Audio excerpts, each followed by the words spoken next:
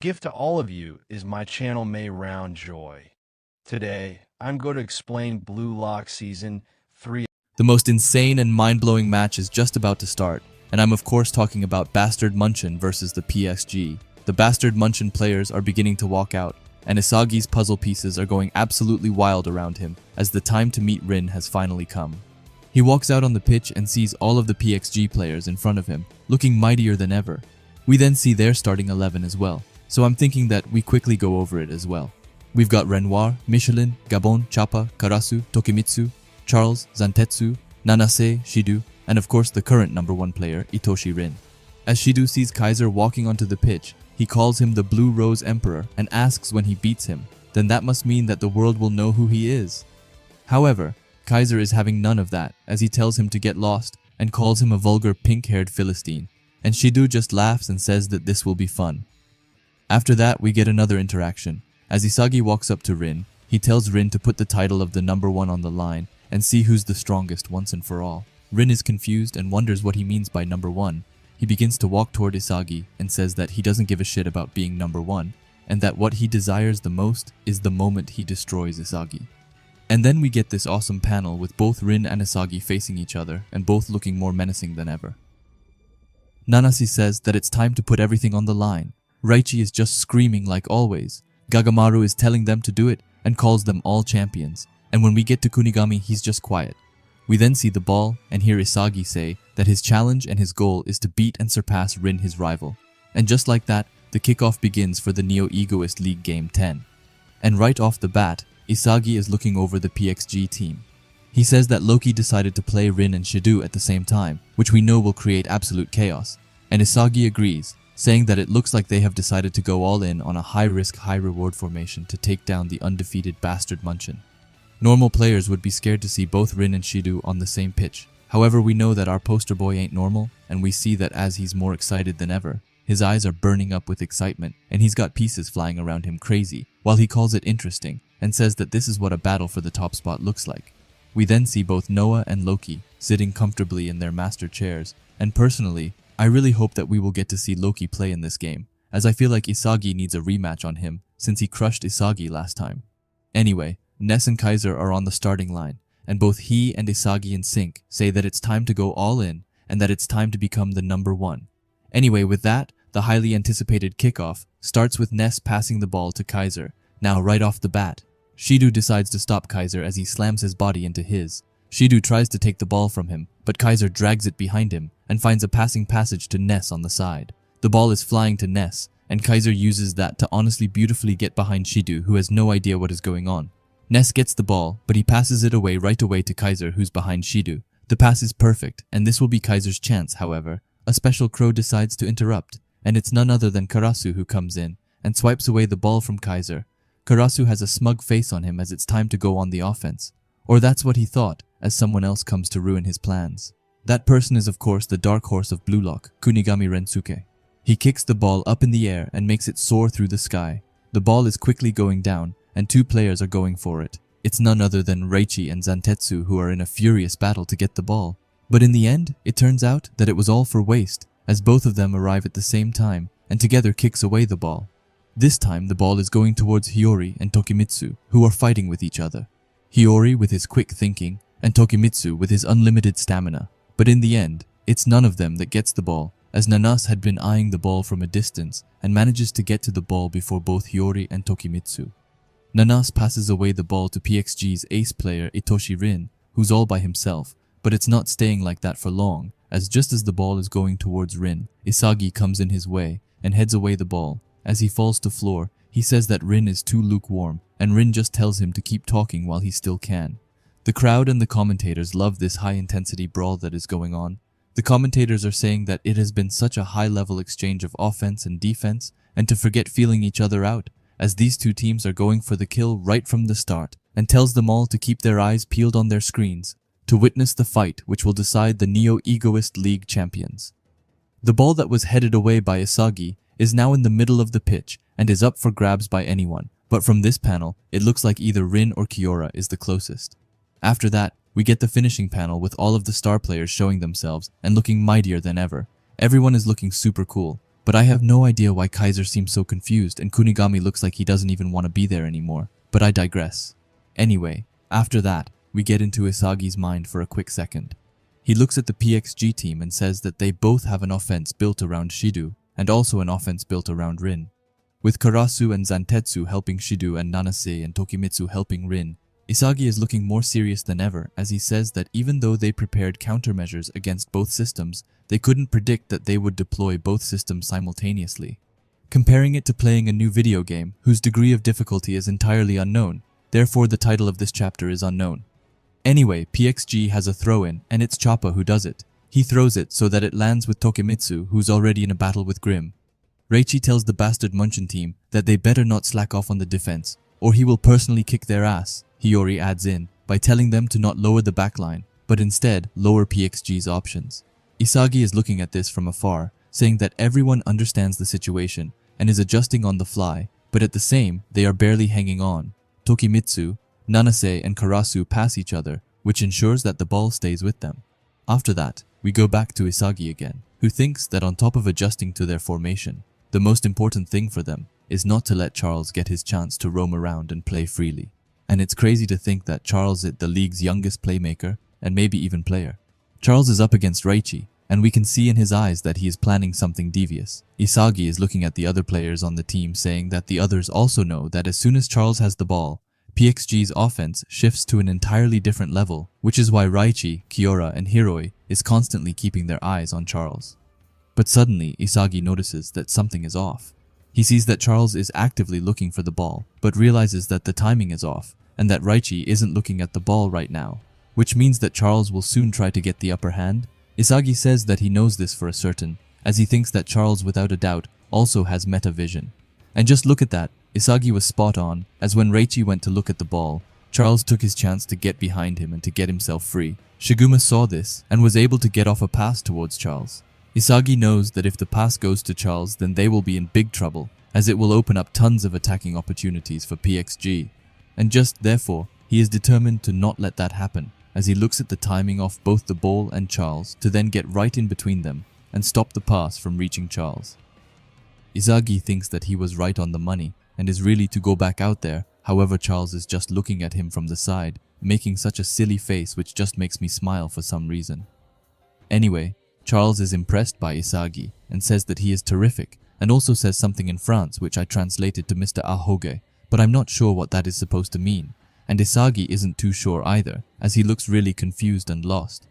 Isagi then thinks that he's actually rather fond of Charles's hairstyle, which is a bit random to think about in the middle of a football game, but sure. Charles then asks Isagi if he has those eyes, which makes him see the same thing that Charles does, basically just confirming to use that Charles has meta vision, which was to be expected to be fair. We then see Grim and Ness's trading passes with each other, and as that is going on, Charles tells Isagi that he likes to play a tactician over a physical brute, and tells Isagi to do it and to see which one of them is able to control this match. Isagi seems a bit frustrated as he just calls Charles a cheeky, arrogant little brat, which is spot on. Anyway, Ness shoots a long pass over to his master Kaiser, who controls it flawlessly. Ness is a bit behind, but he thinks that it's finally time to initiate their plan. Ness then thankfully explains the plan to us, as he says that after simulating PXG's attack, they predicted that Isagi is going to drop back more to help out on the defense, and while he deals with their attacks, Kaiser, Grim and himself will pick up any loose balls and instantly hit them on the counter. They will swiftly break through the midfield, and Ness will then provide the final pass with a little bit of extra magic, of course. Anyway, as Ness, Grim and Kaiser get closer to the goal, Tokimitsu comes in his way and looks extremely scared, which I always find really funny. Tokimitsu tells Ness that he has already managed to catch up to him. Ness is shocked, thinking that he blocked of the passing lane and thinks if he should take him on and blow right past him, but he throws that idea to the side as he knows that he can't waste time on him, as if he does, then Isagi will read them. Before he can finish his thought, he sees Zantetsu sprinting with everything that he possibly can towards him. Zantetsu is just about to reach him, and Ness knows that he has to act quickly. He calls Tokimitsu and Zantetsu imbeciles before he somehow manages to get off the pass to Kaiser. Kaiser traps it with his chest and says that it was perfect, and tells them to leave the rest to him. But just then, both Nanas and Karasu comes in his way. Both is as determined as the other to stop Kaiser. Karasu asks Kaiser to show him what he's got, and calls him a mediocre royal highness, but Nanase just tells Karasu to back off, and that Kaiser is his.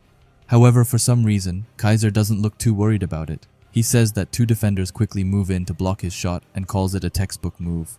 After that, he spots Shiguma in the back and says that another defender is hanging back just in case he breaks through, and with that says that he has seen through their little plan and that it's finally time to destroy them all.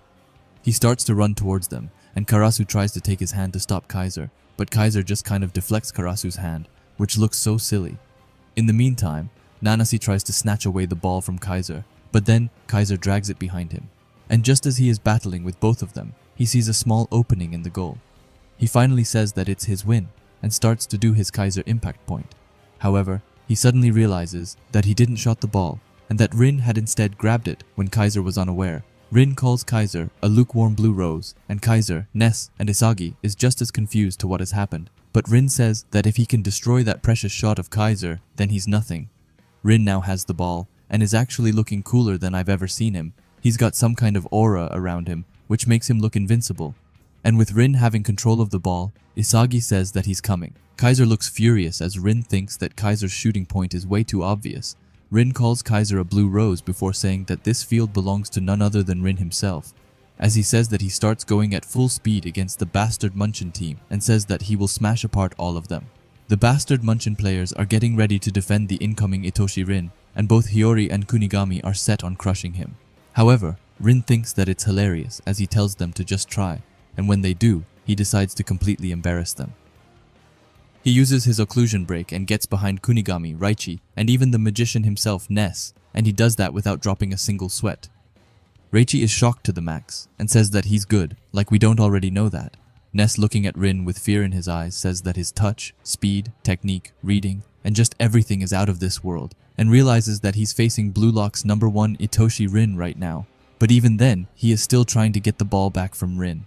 We then see Charles telling Rin that he is open, and if that wasn't enough, then he's also got Tokimitsu on the other side who says that he is open as well. However, the two of them aren't going to get the ball, as Nanase comes by Rin's side and says that he will follow Rin all the way.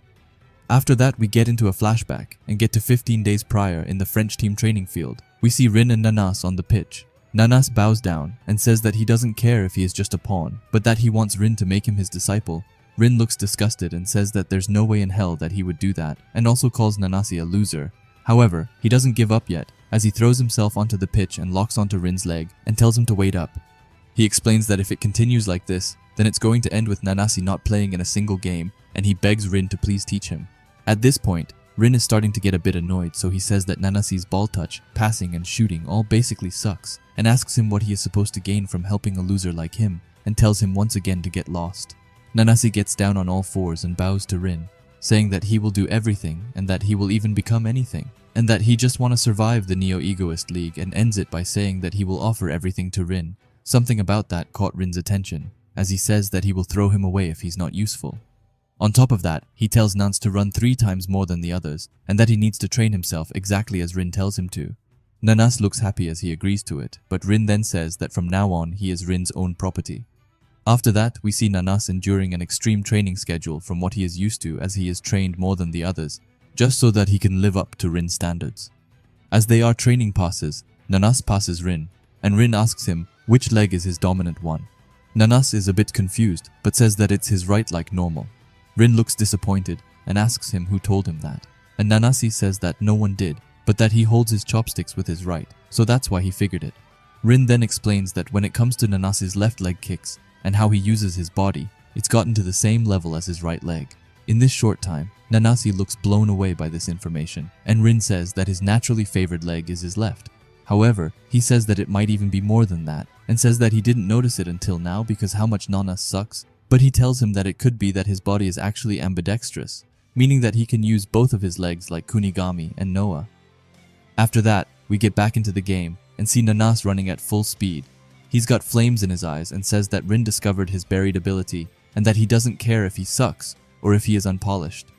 Rin passes the ball to Nanas and he says that he will use his right and left leg equally to become a linchpin from every direction with this physical ability.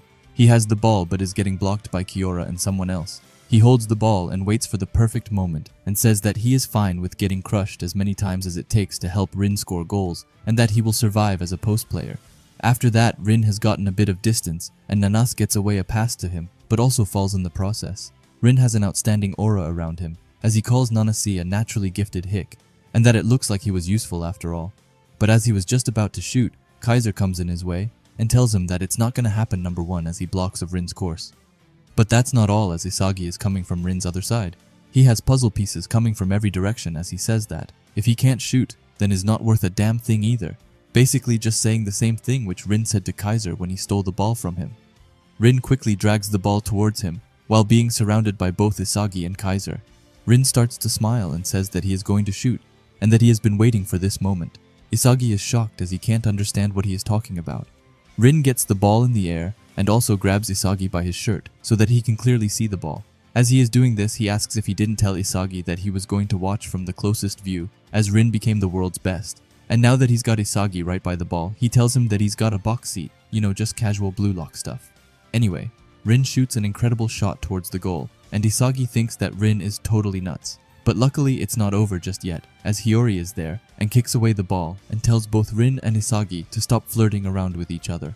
Rin, Isagi, and Kaiser are all equally shocked to what has just happened, and none of them expected Hiyori to be there. And quickly just look at Hiyori's eyes. They look so goddamn cool, like bro was fully locked in.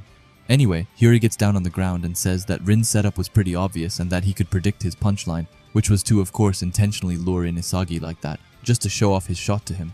Hiyori looks back towards them, and is looking cooler than I've almost ever seen him, as he points to Rin and says that if he wants a goal, then he should come at Hiyori with an unpredictable script. Rin looks annoyed to the fullest. Meanwhile, Isagi has stars in his eyes as he is looking at Hiyori, with the ball still high up in the air from Hiyori's save. And look at that. Even in the sky, Rin and Isagi can't just seem to let go of each other. Reichi screams at the team to get to the ball before PXG does, and Nanasi doesn't really know what he is doing, but we will let it slide as he had an amazing performance in the last chapter. Isagi is getting on his feet and says that Hiyori is amazing and that he actually managed to read Rin's plan. Hiyori saw that Isagi was most likely going to lose to Rin, and without any wasted moves, he moved to block the shot course. Isagi thinks that it's because he understands his playstyle that they are able to move and act so effectively. Isagi says that ever since the match started, everyone has hit their top gear. As a result, all of their plays are super high level, and everyone has actually managed to play exactly how they imagined that they would. It looks like Isagi has stars in his eyes as he says that it's amazing, and that this is without a doubt the greatest match that he has ever played in. Anyway, let's get away from Isagi and see who actually managed to pick up the second ball. It's none other than the crow himself, Karasu Tabito, who despite having Ness and Hiyori on his tail, and manages to trap the ball with his chest flawlessly. Karasu smiles as he looks at Hiyori and tells him that he's gotten more aggressive since the last time the two of them met. Hiyori, who is trying to focus on getting the ball back, asks if Karasu hates it. However, he says that he doesn't hate it at all, but instead tells Hiyori that he sure took his time getting to this point and calls him a slowpoke, a real backhanded compliment. Anyway, now that they have stopped flirting with each other, we see Reichi, who says that PXG is coming towards them and tells Bastard Munchen to stay alert for which system they are attacking them with. Isagi is looking at Karasu and says that he needs to predict it and quickly figure out the best possible football that everyone can produce at this moment. He basically wants to see where everyone would position themselves and play if they were at their peak. Hiyori is closing in on Karasu, but just then he passes the ball backward, which no one saw is coming. We then see Loki sitting comfortably in his master chair as he says that right now everyone's hyper-focused on the situation in front of the goal, and that this is the perfect moment for a trickster like Charles to come into play, which is exactly what is happening. The back pass from Karasu was directed for no one else than Charles, who was right behind Hiyori and Karasu. Charles has this immense and intense aura around him, as he of course has one of his teeth sticking out like everyone in Blue Lock has. But I would like to say that Corona started that trend. Anyway, Charles says that it's time to wreak havoc on his devilish content, and we can clearly see in Isagi's face that he knows that they are doomed, as he says that they were so focused on themselves and reading the situation that they totally lost track of the playmaker of PXG Charles. And now, with him loose, he is beginning to load up a pass. We can even see that his eyes begin to almost spin. A quick side note, but why do his eyes look so insanely cool right now? They honestly look like they are spinning. Anyway, Charles finally passes, and it goes through 4 Bastard Munchen players, and it's headed to Rin, who is still in his battle with Isagi. But just as the pass is right by them, the ball suddenly starts to float over them. Both Rin and Isagi are shocked, and Isagi says that Charles passed a lob pass with the perfect amount of backspin, and that he wasn't aiming for Rin at all. The ball is still soaring through the air, and Isagi says that he could have never expected a 30-meter long pass. But if it's not Rin, he wonders what it's for, and it seems like he forgot the literal demon of Blue Lock, who is running for his life towards the ball. Isagi still can't believe it as he says that Shido is the only one who reacted to Charles's pass, and wonders if they practiced this beforehand. But then he notices something important, which he himself can't believe at first, but he sees that Shido isn't even looking at the ball, meaning that Charles and Shido basically did what Isagi and Hyori did for the last goal in the Ubers game. Even Charles himself is a bit surprised, as he says that someone actually caught up to his pass. After that, Shido looks back for the first time, and is also surprised that it actually came exactly as he wanted it to. As this is going down, Isagi wants to have a timeout to process all of this, as he wonders how they managed to do this, saying that they didn't even make eye contact. He thinks that it might be improvised, and that it might be the result of both of them being able to bring out their best simultaneously. After that, he compares it to what Hyori and himself did, and says that they did the same thing, and that they also clashed and crossed their winning vision. After that, we finally leave Isagi, who talked a bit too much about this chapter, and instead go over to the demon, who was able to just in time jump and get in a header. Real quick, why does Shido look so majestic when he is literally in the sky? Just look at him. Bro even got his own wings on his back. Anyway, Shiodu's header goes into the goal flawlessly, as Gagamaru tried but understandably couldn't save that sort of goal. And with that, Shido has just managed to get PXG's first goal of the game, which puts them in the lead. And I know that I said that Shido looked really majestic in the chapter before, but why does he look so goofy here? Like, it looks like he is just going to splat down onto the ground after this. Anyway, it looks like Isagi has realized something, as he says, so that's the key to winning this match. And the key is that they are going to have to consistently clash and cross their visions of themselves as the best players in the world. After that, we see both Shido and Charles celebrating their spectacular goal, with both of them speaking in emojis for some really weird reason. With Charles saying a demon face emoji, and Shido a heart I guess, that sounded so goddamn weird saying. But we move. And I forgot to say, but both of them of course have their tongues out. You know, just normal Blue Lock stuff over here. After that, the match commentators screamed goal, saying that it was an absolute rocket into the top left corner, and that Charles Chevalier obliterated the defense with a pinpoint killer pass. And on the receiving end was Blue Lock's pink-haired demon, with Shido Ryusei's ultra goal. PXG draws first blood, and as this is going on, Shido gets up from the ground, and he and Charles goes right into hugging each other, as they are ecstatic, and not only them, but also all of the spectators watching from home. Shido is over the moon and says that Charles is awesome, and tells him to keep feeding Shido. Charles, while having a rather weird facial expression, says right back to Shido, and calls him a pink-haired weirdo, telling him that he's amazing and that he was the only one who reacted to his pass. After that, they starts goofing around, and Shido says that he just followed his desire and instincts, and Charles' pass found him perfectly. As Shido is messing up Charles's hair, Charles says that this really might be the first time that someone caught up perfectly to his impish passes. Shido, still looking like a maniac, says that it's the first of many, and that in this match the devilish weirdo combo is gonna go on an explosive rampage, and then they go off and starts basically speaking nonsense. However, you can really see how happy the two of them are to finally have found someone that sees the game as they do.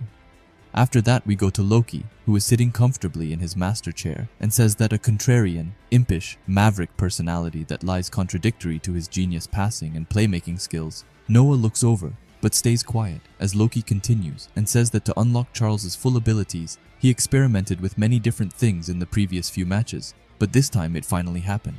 The high-level chemical reaction needed to awaken him. Loki's face is filled with excitement as he says that the Neo-Egoist League has finally gotten much more interesting, and an out-of-this-world striker will help a playmaker reach even greater heights, and that the faster Charles develops, it won't be long before he surpasses Noah. He says this directly to Noah himself, as he looks at him. However, Noah still has his stone-cold expression and doesn't say anything. After that, we get to Isagi and Reichi is furious, asking the VAR if they are blind, and that the goal should be disallowed, explaining that Rin grabbed Isagi and prevented Isagi from playing defense. However, we also have Isagi, who thinks that they probably won't overturn it because, to tell the truth, then he fouled Rin first when he went for the steal, but since Rin managed to keep possession and got off a quality shot, VAR will probably determine it as advantage played. And it is as Isagi predicts, as the VAR says, that the call still stands, which Reichi isn't happy with, as he says that he will go up and kick them. However, luckily, Isagi stops him and says that it isn't worth getting a card over. After that, he thinks that more importantly, he has to analyze and understand the mechanism behind Shido's goal, thinking that first, without a doubt, everyone on the field was playing at their absolute best. But the fact that no one could react to those two's outrageous combination means that simply playing according to the perfect scenario they envisioned isn't enough to score goals, saying that before they managed to produce their perfect scenarios, and that they could easily score 1 or 2 goals, but with both teams playing at such a high level, simply enacting their scenarios isn't good enough. Isagi thinks that from watching Charles play, he knew that he was a dangerous player, but the fact that he's still developing makes him even scarier, and his pass just now, it felt like he was simply laughing down at them, which really isn't something you want. He explains it as an impish pass that screamed otherworldly, and then Shido's pursuit of ecstasy responded and crossed with Charles's pass, and looking at those two just now, they didn't plan or practice that play beforehand, and that they rather clashed and crossed their best performance to produce that goal. But if that's the case, then it's similar to the goal that Hiyori and he teamed up on, and at that time they produced a chemical reaction where they synced and crossed their individual winning vision with one another, which means that to win the league, they are going to have to enter the demon's lair and come up with goals that equal or surpasses that chemical reaction. Isagi has pieces flying around him as he says that it's seriously fucked up. But just then, Hiyori comes walking by and says that if that's the standard, then they are gonna have real hell on their hands, and since they have to change their entire thought process, Hiyori wants to use the time to reorganize quickly and asks if Isagi wants to join. Isagi agrees and says that it looks like they have to consistently clash their winning visions to win this. Hiyori just agrees and says that they should do a quick recap. He thinks back to Ego and says that the bowl cut himself told him that the most important thing is hunger, and that what they currently desire the most is the key to their own originality, thinking that hunger provides hints that allow them to formulate an achievable challenge, and that if they fully immerse themselves in their challenge, it produces the chemical reaction, also known as flow. And then if they manage to recreate the perfect scenario that they can envision, you can then play at your absolute peak, your top performance. So basically, if we should make it easier to understand, it is hunger that leads to an original achievable challenge, and with egocentrism and focus leads to flow. Flow then leads to the challenge to winning vision, which leads to the final step, which is their top performance. After that, Isagi says that what they currently desire the most is the key to their originality, but he also says that Shido's goal wasn't the work of just his winning vision. Hiyori agrees and says that they must cross their winning vision with someone else's to pull this off, and Hiyori is just about to say something more when Noah rudely cuts him off and tells them to recreate it. Both of them looks over shocked and sees Noah with this immense aura as he tells them to score a goal that surpasses the goal the two of them scored in the last match, asking them if they can do it. Isagi doesn't know what to say, but Hiyori, just without hesitation, says yes with a smile on his face. But Noah isn't quite done with just that, as he says that if they don't keep Charles and Shido under control, they will keep getting more uncontrollable and they will lose. And because of that, he says that they are tweaking the game plan a little, looking at someone and telling him to man-mark Shido. And who else could it be that he is thinking of, if not the dark horse Kunigami Rensuke, which comes as a shock to Kunigami. But Noah tells him to restrict and steal Shido Ryusei's freedom. Shido overhears this and gets a smile on his face as both him and Kunigami thinks back to their shared past with each other, which led Kunigami to the wild card.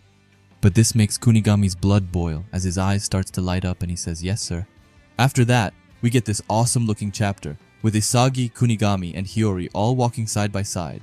Isagi says that he is counting on Kunigami, but he just tells him to piss off, and Hiyori says that it's time for an eye and that it's time to counterattack. Reichi is by the side and screaming like always, as he says that it's still just 1 point which PXG leads with, and tells everyone in Bastard Munchen that it's their time for a counter. Gagamaru is also fired up, as he says that he will stop the next one, and Kiora is adding close to nothing by saying yeah. After that, we switch teams for a quick second, as we go over to PXG and see both Nanase and Tokimitsu. Tokimitsu says that even if they are on the same team, they can't be genuinely happy for Shido's goal, saying that they want to help Rin score and that they need to make Rin the hero or else their ranking won't go up. Nanase is looking really determined as he says that Tokimitsu is right and that if Rin sinks, then they are going to end up sinking with him as well, saying that their fates are linked after all. And then we have Charles over here who's speaking in emojis like a weirdo. After that, we get to see the 4 big players of the match, which of course are Rin, Shido, Isagi, and lastly, the Emperor Kaiser. Rin calls Shido a pink bug eyesore. Shido takes it as a somewhat compliment and asks if Rin is jealous of his explosion. Isagi jumps into the mix and says that Shido definitely is an eyesore. And lastly, Kaiser says that he can't stand Shido, or as he calls him, pink trash. With that, the game restarts and Kaiser passes Ness while telling Shido that he will turn him into dust. Shido only finds this amusing and laughs while saying that he has become so popular now and that it's time for the trashy pink bug to have a party time. A bit weird that he calls himself Trashy Pink Bug, but sure. Ness and Grim are having their regular passing drill with each other, which is just boring, so we instead move on to Isagi, who is running at full speed while thinking that he needs to recreate his ultimate goal with Hiyori. He says that he understands it logically, but reaching his own peak performance isn't that simple on paper, because what's most necessary is enough information to predict the field's future, and it's not a matter of pursuing his own pleasure like Shido is occupied doing, that selfish bastard. As Isagi is running, something finally clicks for him, and he gets an idea. He thinks that he needs to know more about the world beyond him than about himself. But then he pulls a fast one on himself, as he gets another thought. This time he takes a minute, and says that he thought that it was enough to simply want his own ultimate state. But each of them has a different process and way of concentrating. As this is going on, Kaiser has just gotten the ball and has the mighty Rin in front of him. Do we get to see what happens? Of course not, because we go back to Isagi, who says that peak performance can be split into two categories. One is the type which Shido is. This type ignores one's surroundings in pursuit of personal pleasure, and the other is Isagi's way of understanding his environment and calculation to determine the world's essence. But that wasn't good enough for Professor Isagi, as he phrases it in another way, calling one of them self-style ego and the other world-style ego, saying that it isn't a matter of which is good or bad, but instead a question of which mentality lets you most easily make use of one's abilities. This is his own theory of personality and character types. Firstly, the self-style ego type most highly regards value to himself. The world's rules are of secondary importance, and these spontaneous types can best use their abilities by immersing themselves in their own feelings and fixations. However, on the other hand, the world-style ego type prioritizes value to the world. This style thrives in relation, and their own feelings and sensitivity are less important than using their abilities in service of meanings and achievements valued by the rest of the world. So to them, put that into perspective. He says that Bachira and Baru probably have self-style egos. Nagi and Zantetsu also share that trait, while Karasu, Hiyori, Ryo, and lastly Isagi are absolutely world-style. Isagi's eyes and just face in general look more fired up than we have seen him in a long time. He then thinks that Kaiser is a world-style who's fixated on trophies. After that, he starts thinking about Charles, Kunigami, and even Rin, but he can't really determine which one they are yet, and says that he needs to keep on analyzing them, concluding that in order to reach the field and reach his own peak performance, he needs to determine everyone's type so that he can gather more pieces and learn about them, to then input the world's data to reach his own ultimate form. After that, we leave our little egoist and go over to Ness, who has just lost the ball to Zantetsu, who for some reason calls him Sir Ness. I mean, it sounds cool, but just why? However, as the ball from Zantetsu was on its way to Tokimitsu, Hiyori came sweeping by and stole it, and then cockingly thanking Zantetsu for the ball. Zantetsu is shocked and wonders if Hiyori aimed for that. But Hiyori doesn't care about Zantetsu anymore, as he sees Isagi running on the field and telling him to go. However, he thinks that in order to recreate their last wonder goal, he can't pass to Isagi, but that he instead needs to think of the world's best and smash them together. However, his plan quickly goes to ruin as Charles comes from behind and completely steals the ball from Hiyori. Charles compliments Hiyori before weirdly enough starts squeezing his cheek while telling him that he has good eyes. And of course, he adds in a devil emoji just because he can. However, I would like to claim that this was sexual harassment by Charles and that he should get sent out. But that's not the case, as he takes the ball and starts running. Hiyori is a bit taken back by what has just happened, as he says that Charles perfectly anticipated his pass interception. Isagi is also in shock, and Reichi is on the side telling them to not let Charles pass. Hiyori is desperately running behind him, and tries to catch up as he thinks that Charles also can use metavision, and that before he can recreate his goal with Isagi, they need to beat this contrarian. Anyway, Charles locks in and sends away a pass to Shido, who looks really excited, as he has even come up with a nickname for Charles, that being Charboy, sounding a bit too close to Shark Boy, which Corona already has ownership of. Anyway, it's not all rainbows from on here, as Kunigami comes by Shido's side and says that it's been a while, explosion demon, while having a cup of total emptiness in his eyes. Shido tries to play it cool and asks who he is again, but Kunigami coldly tells him that he is the pathetic loser hero whose life Shido ruined. But that's far from all, as while he says that he turns around and heads away the ball from Shido, which even shocks him. Reichi is over the moon and compliments him while Charles can't really believe what has just happened. Kunigami falls to the ground, but then he and Hiyori in sync says that their ultimate lies in the challenge of surpassing both Charles and Shido. The ball is high up in the sky from Kunigami's save. And then we see Isagi, Hiyori, and Kunigami all going for the ball, but none of them actually get it as it is, instead Ness who traps the ball right between Tokimitsu and Zantetsu. So he has to think quick, and think quick he does as he takes one look to the side and sees Grim and passes right before Tokimitsu was able to come in and interfere. Grim gets the ball, but it doesn't stay there for long as he spots Kaiser on the other side and makes a pass to him. The ball is advancing to Kaiser. However, it will be difficult as Karasu is right behind him and is trying to get ahead of him. But imagine the shock both of them get when suddenly both Shido and Kunigami squeeze in between them and create a revenge matchup. Their clash becomes wild, but they manage to get away with the ball. Why does it kind of look funny when Kaiser's got his hand in front of Karasu's eyes? It's like he wants to save him the trouble of seeing these two meatheads go at each other. Anyway, the ball goes high up in the air, but it comes down to Raichi, who traps it with his chest. Nanase isn't too far away, and Raichi knows this, so he has to act quickly. However, before that, he of course has to say his slogan, so he says sexy chance. But before he can finish it, someone steals the ball. It's none other than Charles who comes in with his devilish aura. He asks what he means by sexy, and says that he's just a meathead who constantly sacrifices himself for others. But that's not all, as the disrespect doesn't stop, as Charles thanks him for doing all the heavy lifting while calling him a sweaty, non-sexy meathead. And being called not sexy really makes Raichi mad as he looks at Charles in shock. Hiyori is right behind Charles, and he knows that he screwed up. He thinks that just now if he had just backed up Raichi, he would have gotten the ball. While Hiyori is trying to chase Charles, he says that to outread Charles, he's got to be more attentive to the finer details. Otherwise, he won't be able to catch up to his creativity and playmaking. Hiyori thinks that this is a whole new level, and says that it's a lot harder and almost impossible to figure this out on the first attempt. And if that wasn't enough, then it's like getting killed on the first try.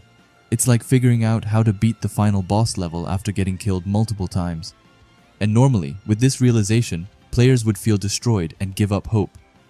However, that's not Hiyori's, as he says that it sounds interesting, and that he will defeat Charles and clear this game once and for all.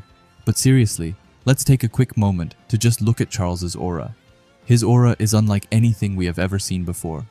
Bro has gotten a whole boss as his aura, and honestly, because of that, it's gotta be up there with my top 3 favorite auras. But how do you feel about Charles's aura? Please let me know down below. Anyway, Charles still has control of the ball, and is going up against Isagi with Rin by his side. Rin looks at Charles and tells him to pass him while calling him a contrarian, which kind of sounds cool. After that, Charles looks over at Rin and straight up laughs in his face. He starts to dribble with the ball while telling Rin that his run was super boring, and of course our little contrarian has to add in a demon face emoji for some obscure reason. Anyway, Charles uses Rin as a decoy to easily get behind Isagi, which shocks both of them. But it's far from over, as Hiyori comes to Charles' side, telling him that it's not over yet, and that he saw that coming from a mile away. Charles compliments Hiyori, but says that he was still one tempo too slow as he shot across into the goal zone. Hiyori is watching the ball fly right beside him, as he says that Charles was able to deliver a cross with the outside of his foot from that position, which he can't even understand.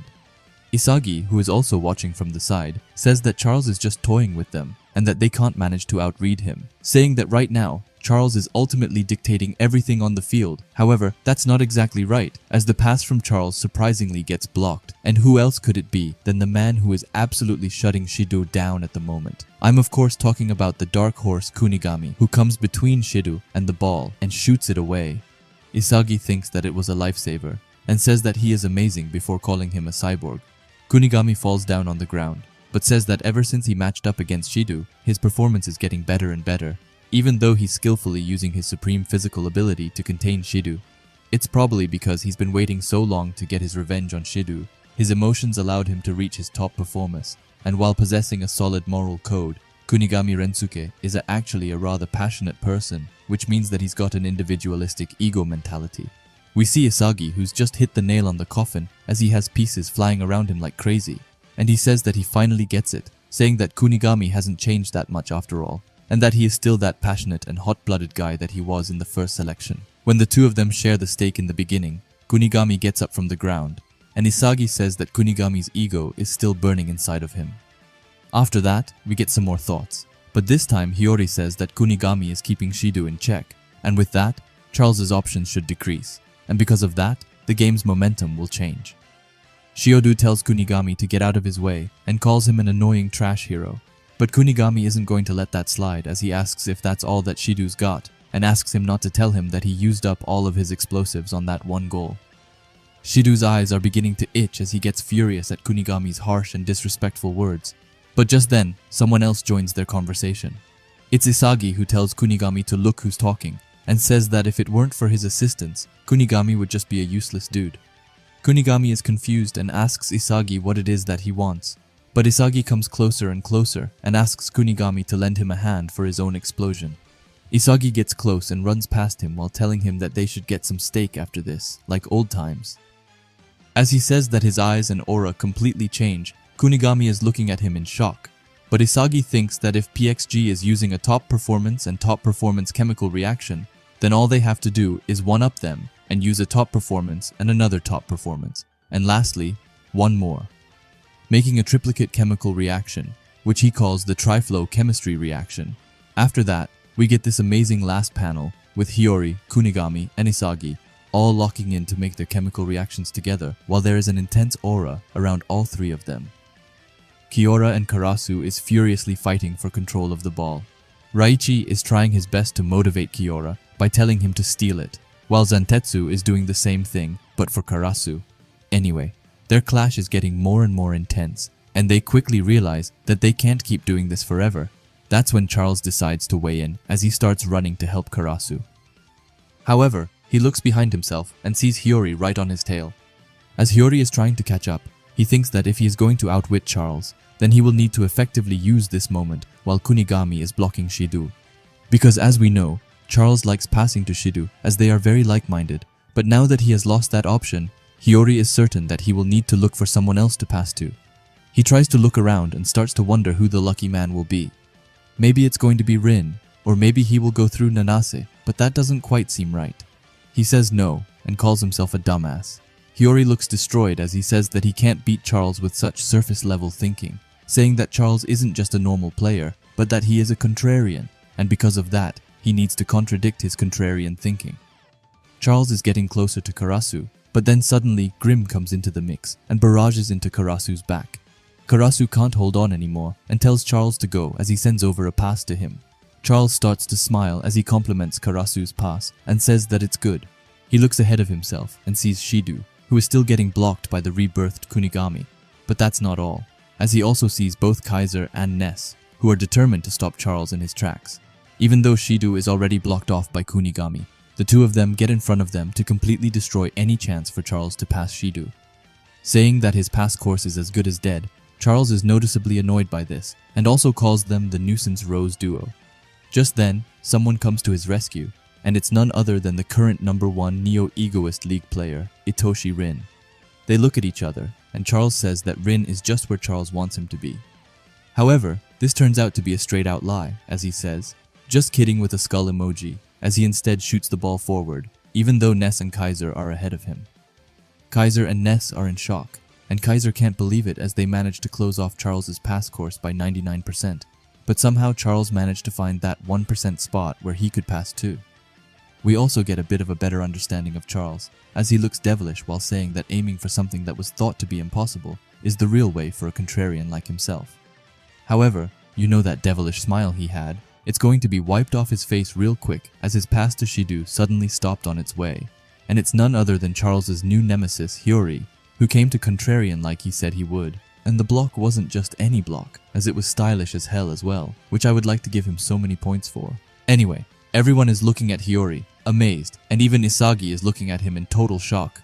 Hiyori lands on the ground and says that he cracked the contrarian's thinking, saying that normally nobody would take that shot, but Charles's rotten personality loves such a tight course, and ending it by saying that he figured out how to beat Charles while looking straight at him.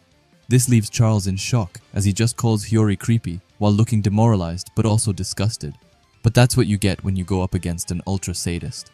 We also see Shidu, who is a bit annoyed that another one of his chances got blocked.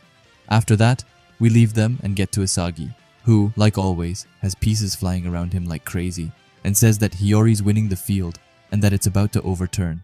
While it's looking like the ball and the pieces are forming a black hole on the pitch, you know, just normal blue lock stuff, right? Anyway, Hiyori is fired up after this and tells Isagi that it's time to go, and Reichi agrees by being the first one on the ball. However, he isn't all alone, as he has Tokimitsu right behind him, but that doesn't stop Reichi, who says that it's time for them to get a counterattack. But there's another duo who is getting excited by this, and that's Shido and Kunigami, who are running side by side to try and help their respective teams. Anyway, Tokimitsu is starting to get some ground on Reichi, and he knows that he can't hold on forever, but before he can, he has to trash talk a bit. So he calls Tokimitsu a meat shield who's only meant for shoving duels, but after that, he decides that he is done with Tokimitsu, and says an utter victory sexy pass as he sends away a pass to Hiyori and tells him to go. Hiyori gets the ball, but suddenly someone decides to join him. We can see a couple of feathers popping up, as someone tells Hiyori not to celebrate just yet, and calls him a dumbass. It's Karasu who honestly looks possessed, and we can see that he means business, but he tells Hiyori to watch where he is going, and really decides to lower his self-esteem by calling him a mediocre gamer. He gets a smile on his face and tells him to try and beat this boss rush. It's Nanase who says that he won't let Hiyori pass him, but also Zantetsu, who tells them all to smash him, but I doubt that Hiyori swings that way. Anyway, the three of them form a triple press in order to try and steal away the ball from Hiyori. But do you really think that it's enough to stop Hiyori, who's now in the zone? Of course not, and we see that as Hiyori locks in and says that he can get past the three wimps without watching where he is going. This even catches Karasu off guard, who is wondering what Hiyori is on about. He smashes a pass without even looking at where it is going, calling it a no-look rapid cross. Zantetsu and Nanase can't understand it and wonder how he is able to play such a gamble at this distance. But Hiyori is certain as he says that this is peak performance, and as the ball is beginning to land, he wonders if the egoist himself is there, which of course he is, as he is running to meet up with the pass, saying that it's time to continue their ultimate play. But it will be anything but easy, as we can clearly see the pit where the ball will land. In the pit, we see of course Isagi, but also Kaiser, Rin, Kunigami, and lastly Shido. The ball is coming, but Isagi has Choppa close to him. But I don't think Isagi cares about that so much as he looks at Hiyori and says that this is his top performance and that Isagi will take it from here. After that, we get an overview of the Isagi position, where we can see that he is in the midst of 3 PXG players. Normally you would get shut down here, but Isagi has locked in and is determined to deliver his own top performance. Does he have a plan to do that? Of course he has. He knows that it is 2 defenders who are in front of him. To get behind them, he does a sidestep into a diagonal sidestep to kind of throw them out of balance. This works because they aren't able to predict what Isagi is going to do, which lets him use his speed to slip in between the 2 defenders. You would think that Isagi gets a breather after that, but he really doesn't, as Shido is right by his side and he is looking at Isagi as if Isagi were his prayer, even going as far as speaking in his and Charles's emoji language and saying a skull emoji. But just as Shido thinks that he's got Isagi where he wants him to be, Isagi slips away from the ball and tells Shido that he's got to do better than that if he wants to stop him. This of course throws Shido off guard, because why would you willingly move away from the ball? Shido's face turns into panic as he wonders what it is that he is up to. But it doesn't take long for him to find out, as he can feel someone behind him. It's Kunigami, who uses his majestic legs to jump up into the sky and meet the ball in the air. He tells Isagi that this is for the stake that he owed Isagi and tells him to consider them even now, before deciding to just call him a piece of shit, just normal sportsmanship between the Blue Lock cast. Isagi is looking at Kunigami and says that it's right and that this is the ego that he wants to see from Kunigami, as he heads the ball into the ground and makes it bounce over to Isagi, who's going all in now. His black eyes are out and he has his iconic piece flying around him like a tornado. After Kunigami's header, he falls down on the ground and leaves it up to Isagi to finish. Isagi says that until now, Kunigami had refused to pass and only tried to score by himself, which is why no one will predict that he will pass in this situation, where he could have simply stolen the ball instead, making it a top performance combo that only they could have created. Now Isagi's light is beginning to shine, as he says that he's managed to break through their defenses, and says that the only thing left is the finish. But I think that we both know that this is Blue Lock, and that it isn't going to go that smoothly, and it turns out that it's true, as a familiar face decides to pay Isagi a visit. It's Rin who comes behind him, looking like he has been devoured by total darkness as he tells Isagi that it's too lukewarm. Isagi is in total shock as he couldn't have predicted that, and Rin then, with an angry face, tells Isagi not to forget about him. As I said before, Isagi is in shock and wonders how it was possible for Rin to catch up to him. But then, suddenly someone else comes into the picture, because of course, Isagi should have more trouble. However, this time it's his own teammate Kaiser who comes by. Kaiser has an immense aura around him and says that this is part 3 and calls it the Raider Edition. After that, Isagi realizes that he really is fucked and that he wasn't even expecting Rin, but now that Kaiser is on top of that, he can't understand how it happened, but then he says that both of them only focused on Isagi's movements and nothing more. Kind of like what Baru did in the U20 match, where he became Isagi's shadow. Anyway, Isagi says that this explains how they were able to react to him so quickly, concluding that instead of reading the game's flow and situation, they solely focused on plays that would allow them to destroy Isagi, calling it their top performance and saying that it is messed up and that there was no way that Isagi could have known that and predicted it. However, he has to throw those thoughts to the side, get back into the game, and make up a game plan. He desperately wonders what it is that he should do. He knows that he will reach the ball first, but then what? After that, we see what Rin and Kaiser are thinking. Rin wants Isagi to shoot the ball, and if he does, then Rin will destroy every single direct shot course Isagi comes up with. A bit rude if I'm honest. Kaiser, on the other hand, wants Isagi to trap it, and if he does, Kaiser will steal it and score for himself. Isagi's pieces are working at full potential to figure out what to do. Should he just go for the shot and try to come up with a solution where Rin doesn't block it? Or should he trap it and try to fool Kaiser somehow? But in the end, as the ball falls down on his foot, he realizes that none of that is good enough, and that he needs to, in this extremely stressful moment, come up with a totally new attack pattern. The ball falls down to his foot, and just then, Isagi does a fake with his left foot, which puts Rin out of the picture, as he has no way of interfering. But that can't be said for Kaiser, as he says that Isagi will now trap it with his right, and that he has got him. But he couldn't be more wrong, as in mid-air, Isagi doesn't trap the ball, but instead decides to just gamble and shoot it with his right foot. He makes such an unpredictable and powerful shot that even 2 Glocks decide to show up around him.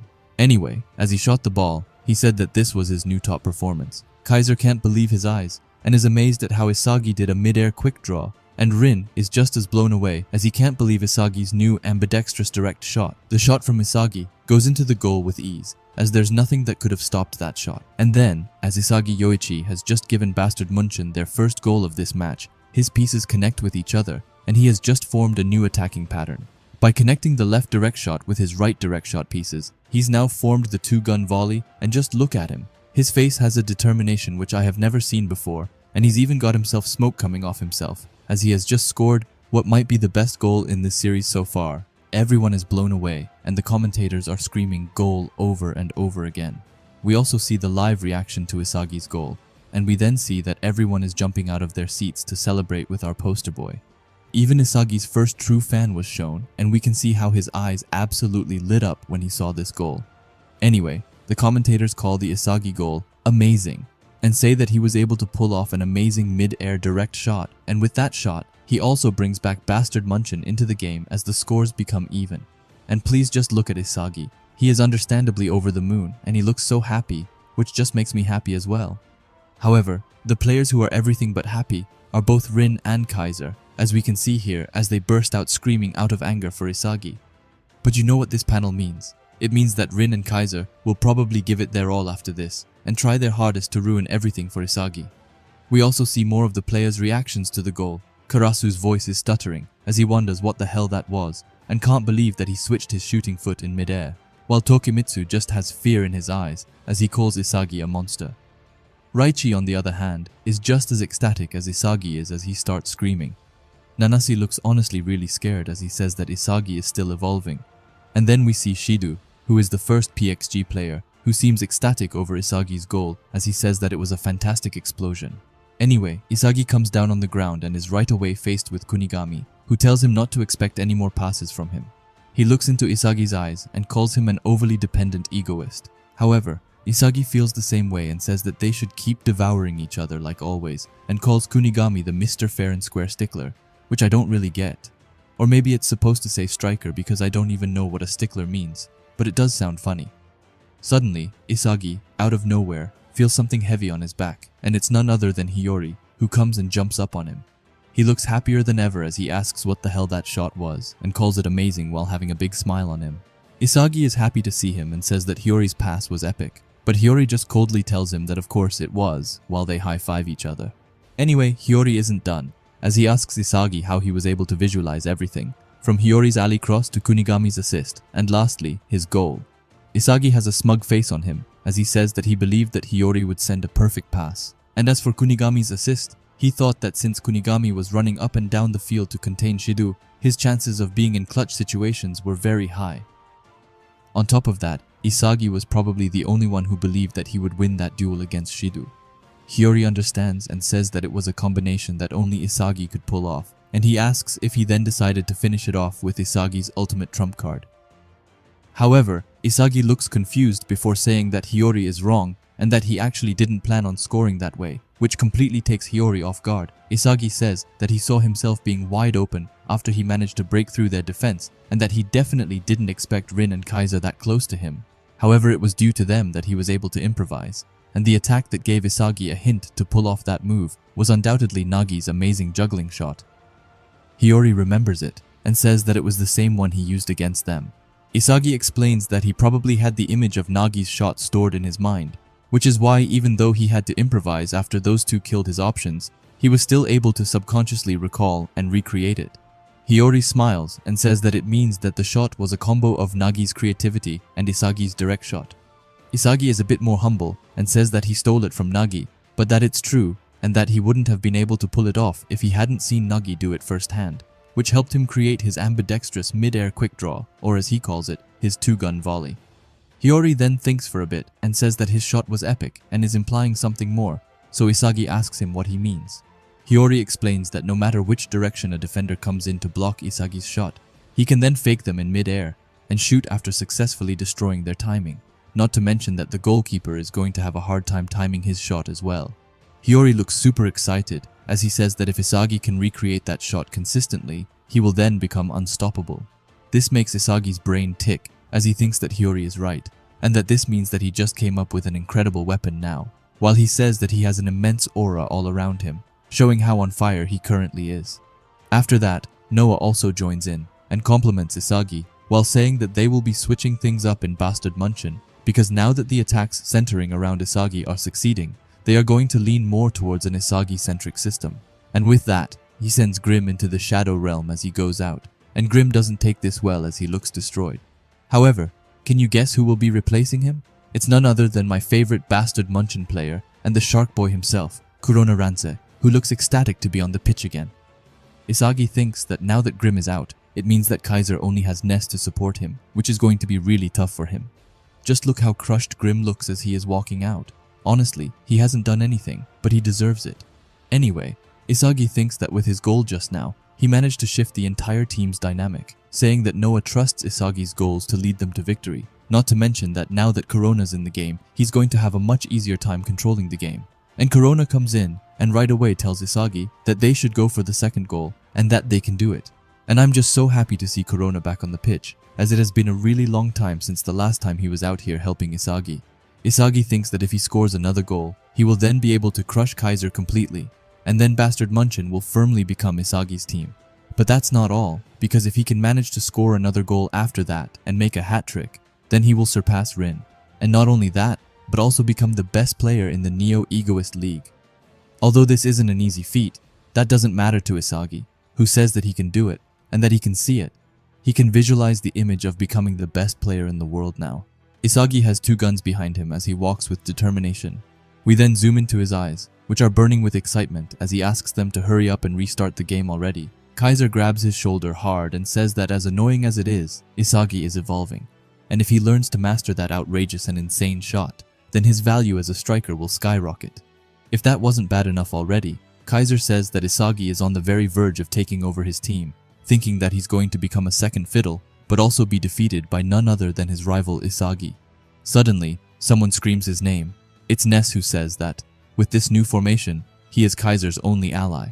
But while Ness is coming here being concerned, Kaiser just tells him to shut up and to go, saying that the only objective is to show Isagi that no matter how much he tries, he will never surpass Kaiser, ending it by saying that it's now or never, and that it's time to unleash his impossible weapon before Isagi manages to steal everything from him.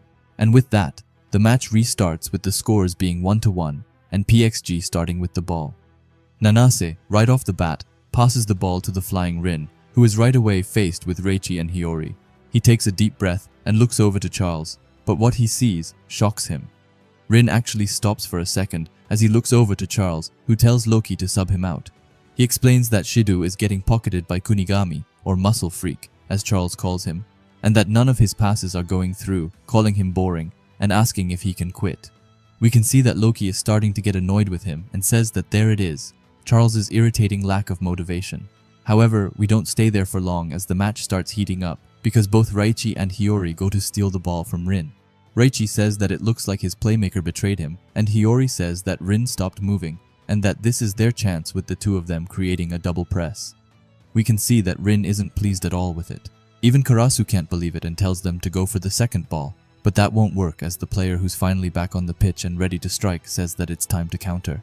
It's of course Corona who says that the ball is his, as he easily steals it from Zantetsu. As Corona has gotten the ball, he looks right away for Isagi, whom he finds just above him. They make eye contact, and Corona says that Isagi is his target. However, as he passes the ball, something unexpected happens, as the ball doesn't reach Isagi, but instead, Kaiser comes in and steals it right in front of their eyes. As Kaiser's got the ball and is looking more determined than ever, he asks Ness if he is ready, and Ness, who is behind him, says that he is, while trying his best to stay on speed. After that, we get into a quick flashback into the German Stratum training field 10 days prior. There we see Kaiser and Ness asks what the Magnus effect is. Kaiser explains that when a player kicks the ball, the air will naturally exert an equal and opposite force back onto the ball. Now this part might get a bit confusing, so I will first explain the 3 different steps, and then read what they are saying. Feel free to pause and be ready if you aren't able to follow. Anyway, the first step is the mechanism behind a spinning ball, which explains that the shot's power will increase if the airflow and the ball's spin face the same direction. Conversely, the shot's power will decrease if the airflow and the ball's spin face opposite directions. After that, we got to the second step, which is the creation of the aerodynamic force. This means that as the ball spins, some areas experience lower air pressure than others, which creates a pressure gradient. And the third step is the result, which is the Magnus effect. As a result, the ball will naturally curve towards the side with lower air pressure. After that, Kaiser says that the reason why a spinning ball will curve, dip, or rise is because of the difference in air resistance between different sides of the ball. Ness, who isn't familiar with this concept, says that it's pretty cool. Kaiser then explains that, up until now, he prioritized shooting straight while increasing the Kaiser's impact's velocity and power. He puts the ball down on the ground intensely, as he says that his new weapon is where he put some spin on the Kaiser impact and intentionally made it curve. However, for this to work, he needs to determine exactly where to strike the ball and raise its accuracy to a level on par with the Kaiser impact by using the air valve as the central reference point. He looks at the ball and determines that the meet point is on the lower left side. After that, he looks at it before shooting the ball. Firstly, it looks like a mishit, and Ness is confused and mostly shocked, but then he realizes something as the ball starts to curve. Lastly, he goes into the goal, which is honestly a really impressive goal, and Kaiser did that without sacrificing its speed or power, and managed to add a devilish spin to his Kaiser impact. Ness has never seen something like this before and is ecstatic for Kaiser, as he calls it amazing, and says that this means that he can freely control the direction of the Kaiser impact and no one will be able to stop it. Kaiser breathes for a second before agreeing, but admits that currently it only works if the ball is stationary, which means that it won't fully work during the game, as the ball will be moving around constantly. Anyway, after that, we get into the game again, and we see Kaiser and Ness passing around the ball. Kaiser compliments Ness's passes and says that currently they are raising the difficulty level astronomically.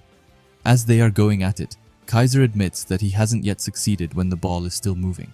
However, that doesn't matter to Ness, as he puts his full trust in Kaiser and says that they will complete Kaiser's weapon right here and now.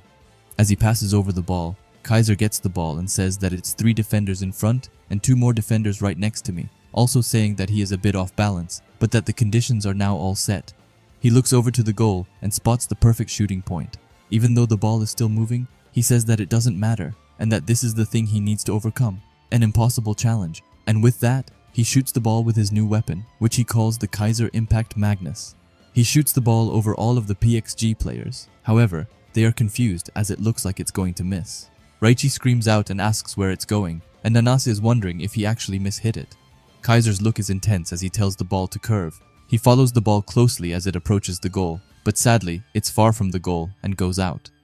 Ness is shocked to his core and says that it didn't have enough spin on it. Even Isagi can't believe his eyes. as he wonders if Kaiser mishit it, but there's no way that it could be the case, saying that he has never seen him like this. Kaiser falls to the floor from the goal, but quickly gets up on his feet and starts to actually scream his heart out. His scream is so loud that it starts to echo, and everyone in the stadium is able to hear. Thanks for watching our video. We will show you the rest in our next video.